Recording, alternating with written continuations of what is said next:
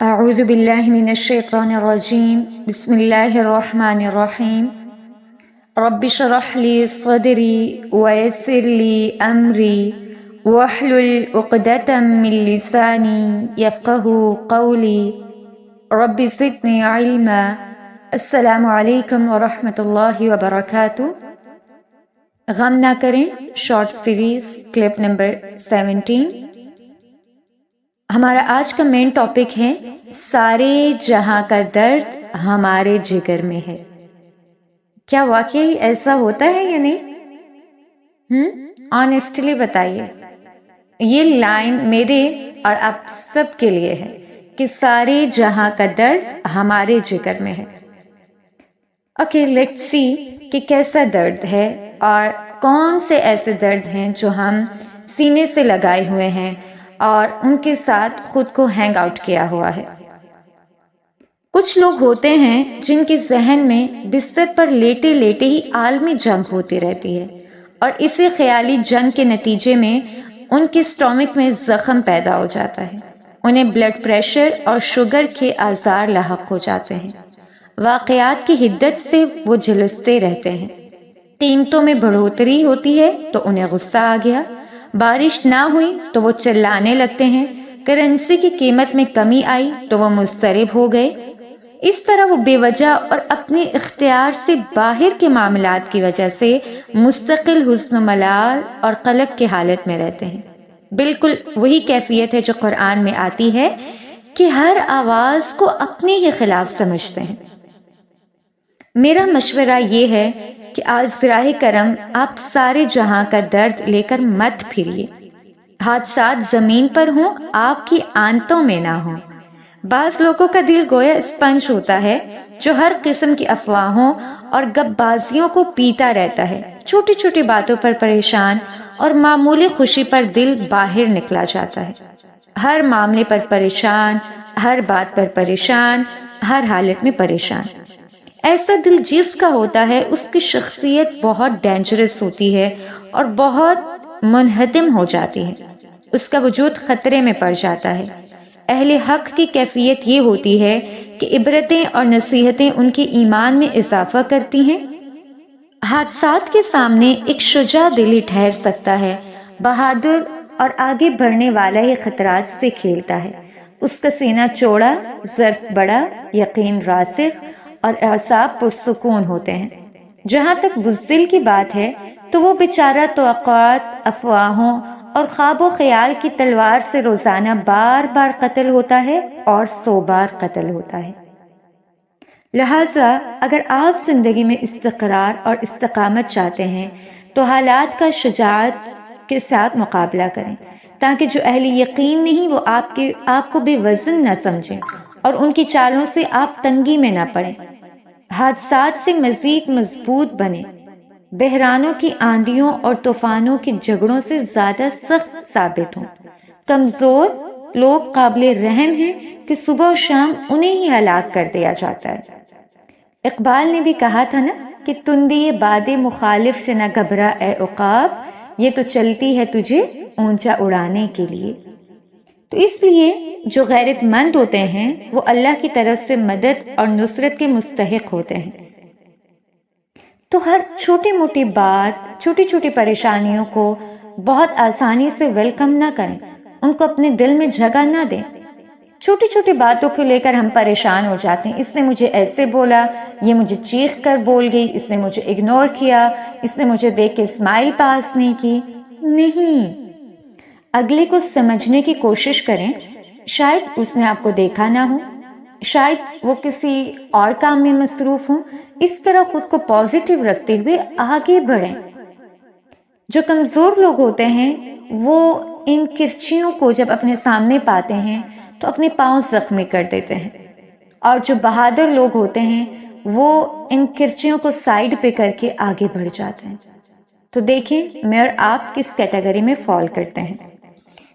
اس کے بعد اگلا ٹاپک ہے کہ چھوٹی چھوٹی باتوں پر مت ٹوٹنے لگ جائیں۔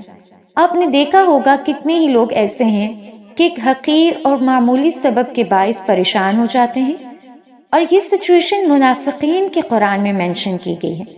مثلاً سورۃ التوبہ میں آتا ہے کہ وہ کیا کہتے تھے، گرمی میں جہاد کے لیے نہ نکلو، اور پھر کبھی کہتے تھے کہ مجھے اجازت دیجیے، مجھے نہ آزمائیے۔ کبھی بہانہ بازی کرتے، جیسے سورہ احزاب میں آتا ہے کہ ہمارے گھر کھلے ہوئے ہیں۔